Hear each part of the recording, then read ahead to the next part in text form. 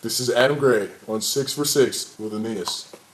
So, Aeneas, before this interview, can you tell us a little bit about yourself?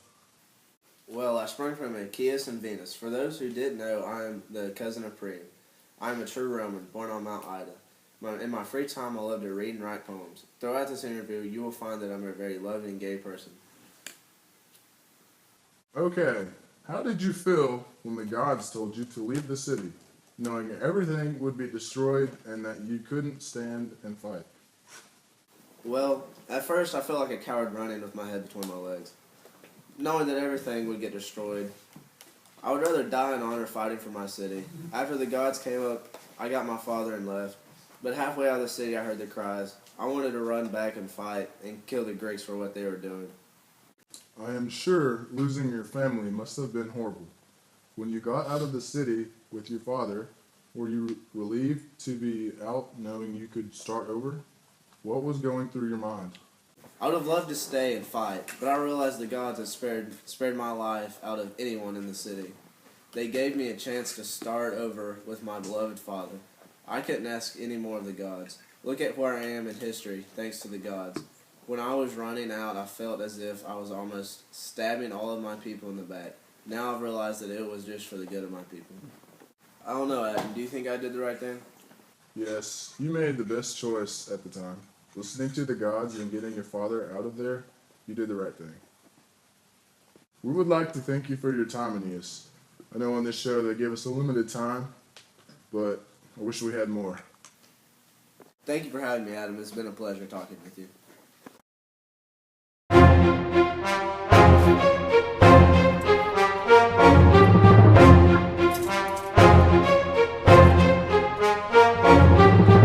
This is Adam Gray on 6 for 6 with Aeneas. Remember to tune in on Monday with Achilles. This is Adam Gray on 6 for 6, Part 2 with Achilles. We are here with Achilles, the greatest warrior in all of history. Good afternoon, Achilles. It is a pleasure to have you here on 6 for 6. Thank you for having me. It's a great pleasure to be here. Before we start the show, would you mind letting me get a picture with you? It's a great pleasure having you here, and I would like to remember this forever. What are you doing? Just gonna take a picture. Security!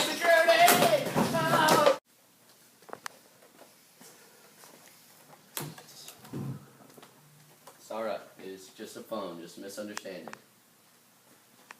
So first of all, I gotta ask, how does it feel to know that no man in the world can hurt you? It actually feels really amazing because I can go around doing whatever I want and saying whatever I want without any man challenging me. So Achilles, do you mind if we test and experiment on you with a sword? Why not? I mean, after all, I am Achilles.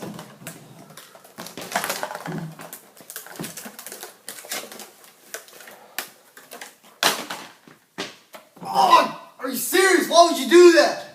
Oh, I'm so sorry. I'm just messing with you. Oh.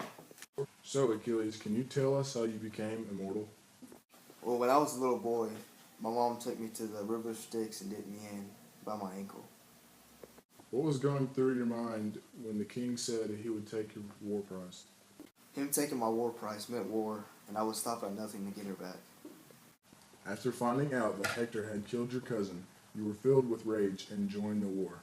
In fact, you asked the gods to help you, to defeat Hector, and you did. Why did you decide to tie Hector and drag him around the city? Hector disrespected me, and I felt like I had to gain my respect back, so that's why I did it. What did you think about Hector's father asking for his body back? Him coming over to my camp with all my men there was a very brave thing to do. That's the reason why I let him into my house and gave him his son back. This concludes another interview on 6 for 6. Don't forget to tune in on next Monday. We will have a guest that has been to hell and back. This is part 3 on 6 for 6 with Dante, the man who has been to hell and back. Thanks for having me, Adam. I appreciate it. This is a big honor and pleasure. You're very welcome. So Dante, to begin the interview, please tell us a little bit about yourself. I was born in Florence in 1265 in west central Italian region of Tuscany. I had a very fine education thanks to my father. I fell in love with this girl. Her name was Beatrice. I only saw her twice though, which was really weird. But she was the love of my life. I could not ever get over her, even when she died at a young age. Well, that's sad. So what was it like when you were being chased by the leopard, the lion, and the she-wolf? Well, obviously it was pretty scary being chased by those. But at the time, I didn't know that they were being represented by sin.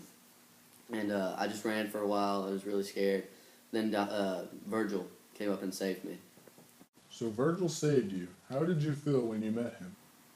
Well, he's my idol, and it was just an honor meeting him and to have him save me. Virgil was he wasn't in hell or heaven, but he invited me on a tour of hell, and I said yes.